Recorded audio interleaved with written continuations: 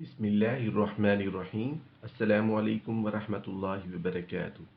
شب قدر کی افضل نماز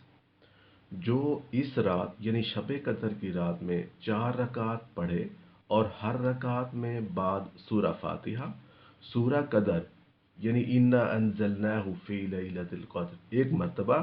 اور سورہ اخلاص 27 مرتبہ پڑھے تو اس نماز کا پڑھنے والا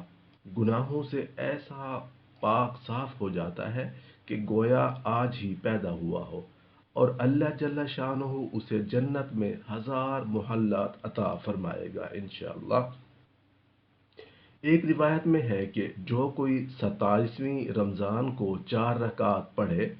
اور ہر رکعت میں سورہ فاتحہ کے بعد سورہ قدر 3 مرتبہ اور سورہ اخلاص 50 مرتبہ پڑھے اور بعد سلام سجدہ میں جا کر 1 مرتبہ یہ پڑھے سبحان اللہ والحمد للہ ولا الہ الا اللہ واللہ اکبر، پھر جو دعا مانگے قبول ہوگی اور اللہ عز و جل اس کو بے انتہا نعمتیں عطا فرمائے گا اور اس کے کل گناہ بخش دیے جائیں گے۔ اللہ جل شانہ ہم سب کو شب قدر کی قدر کرنے کی توفیق عطا فرمائے اور خوب عبادات کرنے کی بھی توفیق عطا